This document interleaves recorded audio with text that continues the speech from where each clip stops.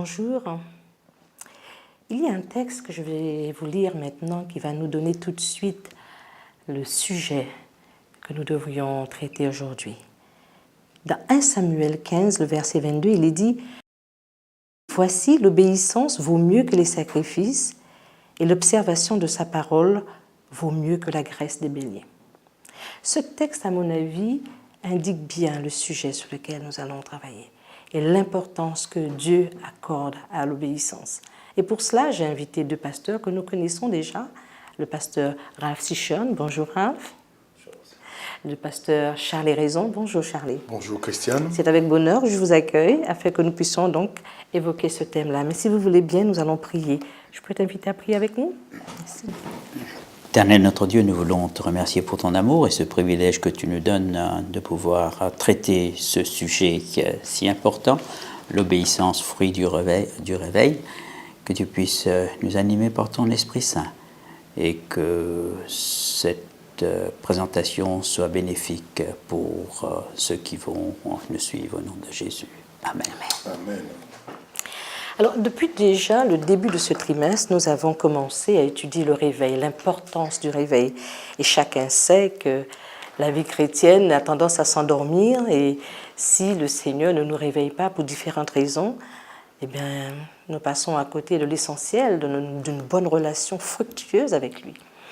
Alors aujourd'hui, nous avons vu dernièrement l'importance de la parole de Dieu, qui est source du réveil. Alors, il y a quelques éléments que nous avons tendance à oublier souvent dans notre relation avec Dieu, qui est l'obéissance. Nous avons lu le texte tout à l'heure, messieurs, vous avez vu, l'obéissance de l'observation de sa parole vaut mieux que la graisse et l'obéissance vaut mieux que des sacrifices. J'ai envie de vous poser une question qui veut répondre. Qu'est-ce que l'obéissance dans la Bible ? Et quelle est la racine de l'obéissance?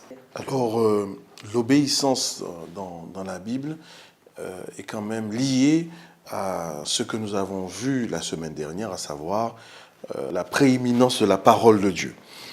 Et puisque l'on accepte cette parole comme venant de Dieu, alors le Saint-Esprit nous donne la capacité de nous soumettre à cette parole qui parfois nous met en difficulté par rapport à notre humanité. Donc il y a un amour pour Dieu, mais surtout un amour de sa parole. On se dit, voilà, on veut donner à la parole sa première place dans notre vie, donc on accepte de faire plier son cœur à cela. Ce n'est pas une obéissance robotique, mais c'est une obéissance, comme tu disais, par amour pour Dieu, n'est-ce pas? Donc cette obéissance doit prendre sa racine là. Tu as parlé de racine, donc je crois que nous devons aller à la racine. L'obéissance, c'est le mot hypakwe, tu as le mot hyposution. Donc obéir, c'est qu'il y a premièrement il y a le mot ouïr, écouter. Donc il y a ce mot exécuter, l'audition, et obéir, c'est écouter en se mettant dessous. Là, il y a là cet aspect d'humilité. Voilà. Alors et que d'acceptation. Acceptation, de positionnement. Alors que la désobéissance, c'est para hypakwe, donc para, c'est se mettre à côté. Contre. À côté de, ne pas être avec. Okay. D'accord. Donc, il y a, pour qu'il y ait l'obéissance, il y a un positionnement. D'accord. Il y a une prise de position et maintenant se laisser persuader par celui qui est supérieur, Dieu, sa parole. Alors il y a une autre idée pour illustrer ce qui vient d'être dit. Une première que l'on peut tirer d'Ésaïe, l'évangéliste de l'Ancien Testament, à savoir Ésaïe 50, verset 4, à savoir j'écoute comme écoutent des disciples.